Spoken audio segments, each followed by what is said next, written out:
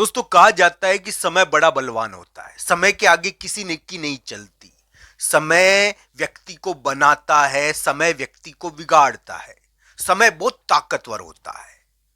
पर दोस्तों एक बात मेरी ध्यान रखना। मैं आज आपको ऐसी बात बताने वाला हूं जो आपको दंग कर देगी। दोस्तों समय भी जिसकी अधीनता करता है, समय भी जिसके बिना चल नहीं चल सकता। दोस्तों ये ध्यान रखना चाहिए, समय को चलने के लिए इसकी आवश्यकता होती है। मैं दशा की बात कर रहा हूं। दोस्तों दशा समय को बांधती है, समय को नियंत्रित करती है। ये ध्यान रखना मेरी बात कि दशा बहुत जरूरी होती है। व्यक्ति की जैसी दशा रहेगी वैसी ही उसकी स्थिति रहेगी। दोस्तों कुंडलियों में योग पड़े रह जाते हैं और कुछ भी काम नहीं आते हैं। किसी की कुंडली में राजयोग हुआ, उसने पूरी जिंदगी यानी कि एक प्रकार से हम कहे संघर्ष में बिता दी, और राजयोग का फल कब मिला? वृद्धावस्था में। क्यों मिला? क्योंकि दशा बाद में आई थी, दशा ने देरी कर दी।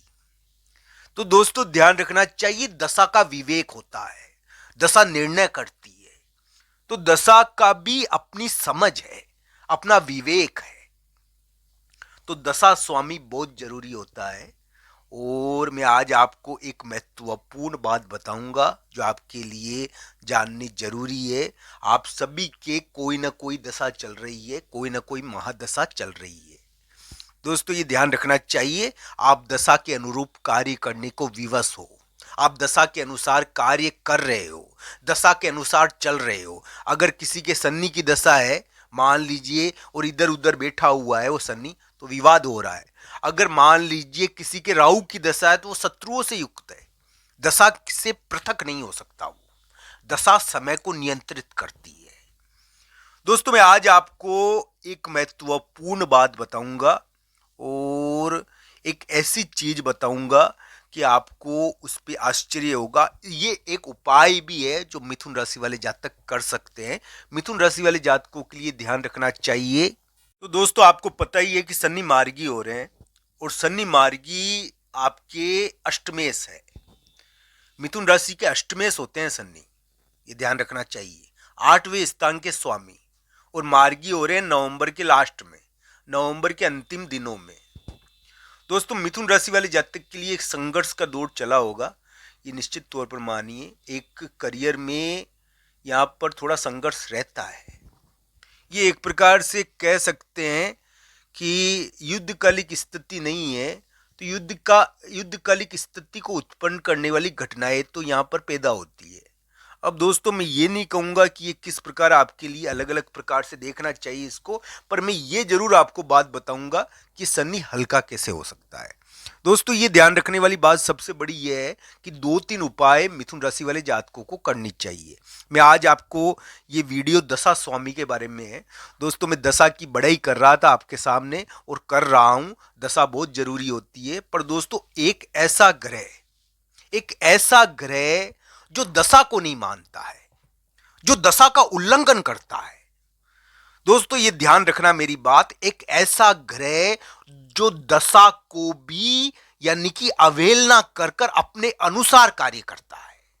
तो आज मैं उस दशा की अवहेलना करने वाले ग्रह के बारे में बताऊंगा, उस उल्लंघन करने वाले ग्रह के बारे में भी बताऊंगा। दोस्तों शनि उस ग्रह का नाम है।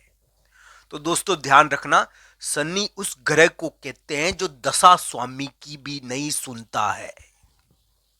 तो ये शनि मार्गी हो रहे हैं और इनकी प्रवृत्ति, इनके विवाद आप सभी जानते हैं। मिथुन राशि वाले जातकों के लिए ध्यान रखने वाली बात सबसे बड़ी यह है कि विवादों को हवा देने वाले ग्रह है। इसलिए क्या है कि जिनकी कुंडली में दशा अंतर्दशा बहुत ज्यादा खराब है, उनको इस मामले में ध्यान रखना चाहिए कि किसी प्रकार का विवाद करियर के अंदर ना हो, क्योंकि न चाहते हुए भी ये विवाद करवाते हैं।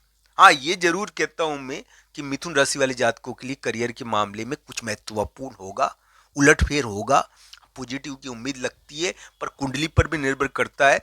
अलग अलग व्यक्ति की अलग अलग प्रकार की कुंडलियां है दोस्तों, और सबके अलग अलग योग है। तो दोस्तों कुंडली तो व्यक्ति का भाग्य है।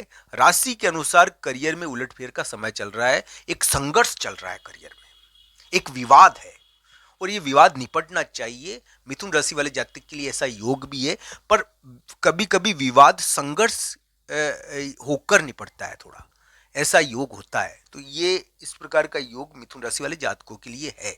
मिथुन राशि वाले जातकों के लिए उम्मीदें बनती है दोस्तों, मैं ना नहीं करूंगा, पर ये कुंडली पर पूर्णतया निर्भर करता है। तो दोस्तों शनि मार्गी होंगे नवंबर के लास्ट के महीने दिनों में, और इनका प्रभाव मिथुन राशि वाले जातकों के लिए करियर के मामले में बहुत महत्वपूर्ण रहेगा। ये संघर्ष चलवा सकते हैं क्योंकि युद्धकालिक समय चल रहा है ना मिथुन राशि वाले जातकों का। ये 2025-26 में अधिकतर मिथुन राशि वाले जातक विवाद युक्त रहे हैं और विवादों से नाता रहा है। अब मान लीजिए किसी ने कोई काम शुरू करा तो उसके अंदर भारीपन आ गया, तो ये क्या है कि और किसी ने किसी के मान अगर पारिवारिक विवाद नहीं हुए तो बहुत बड़ी बात है ये, यानी कि थोड़ा भारी है ग्रह प्रभाव। पर हाँ ये जरूर है कि दशा स्वामी पर भी निर्भर करता है। अब शनि और दशा स्वामी, ये ध्यान रखना चाहिए, शनि दशा स्वामी की नहीं सुनते हैं, पर इसका मतलब ये नहीं है दशा की नहीं सुनेंगे, ये उनका प्रभाव तो पड़ता ही है उसके ऊपर भी, शनि के ऊपर भी। तो दोस्तों ये सभी चीजों को ध्यान से देखना चाहिए। मैं तो यही कहूंगा दोस्तों कि मिथुन राशि अपने आप में एक अनोखी राशि मानी जाती है ज्योतिष में, और इसका मुकाबला करना अन्य राशियों के लिए बहुत कठिन है। ये एक प्रकार से आपके गुणों की खान है, ये गुणों से उत्पन्न राशि है, ये रुचियों से उत्पन्न राशि है। तो दोस्तों जब भी तो बुध ग्रह की राशि होने के बावजूद भी मंगल इसके ऊपर अधिकार करना चाहता है। तो दोस्तों मिथुन राशि वाले जातकों के लिए मैं यही कहूंगा कि आपके लिए करियर के मामले में उम्मीदें बनती है। हाँ ये जरूर है कि आपको अपने आप को साबित करना पड़ सकता है। यहाँ पर मिथुन राशि वाले जातकों के लिए एक ग्रह प्रभाव यानी कि थोड़े से ऐसे हुए हैं जिसमें विवाद निपटते हैं, विवादों का हल होता है, या कुछ महत्वपूर्ण करियर के कार्य होते हैं। पर दोस्तों ये भी ध्यान रखना चाहिए जिनकी कुंडली में दशा अंतर्दशा बहुत ज़्यादा खराब है, क्योंकि उनके लिए ये ग्रह प्रभाव थोड़ा सा संघर्ष करवा भी सकता है। तो संघर्ष का समय भी है मिथुन राशि वाले जातक के लिए, युद्धकालिक समय भी है, विवाद को हवा देने वाला समय भी है। हाँ ये जरूर है कि ये विवादों की यानी कि एक प्रकार से विवाद निपटाने वाली हवा भी हो सकती है। इस प्रकार का ग्रह प्रभाव भी मिथुन राशि वाले जातकों के लिए दिखता है कि अंतिम रूप से विवाद निपटने वाली हवा चल रही है, जिसमें विवाद निपट जाए, चाहे वो किसी भी प्रकार के पारिवारिक विवाद हो, चाहे किसी भी प्रकार के करियर्स के मामले में भारीपन हो। तो इस मामले में देखना चाहिए, अंतिम परिणाम कुंडली के अनुसार होगा। दोस्तों मैं जो भी आपको बता रहा हूँ वो आपको कैसा लगा, कमेंट बॉक्स में आपकी राय जरूर बताना। आप सबका धन्यवाद मित्रों। हर हर महादेव मित्रों।